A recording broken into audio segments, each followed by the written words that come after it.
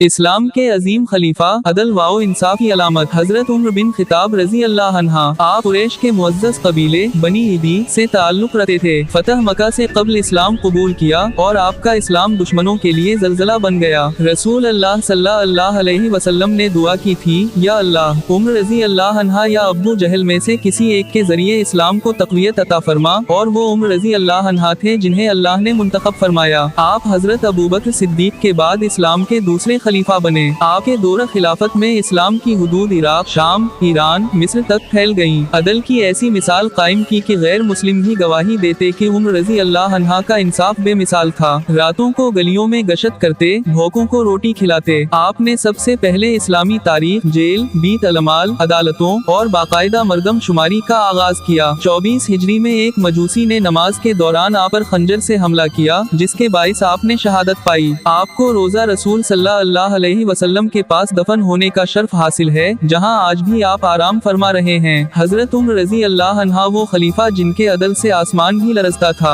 ऐसे मजीद दिलचस्प वीडियो के लिए हमारे हालात जिंदगी ऑफिशियल को सब्सक्राइब करें।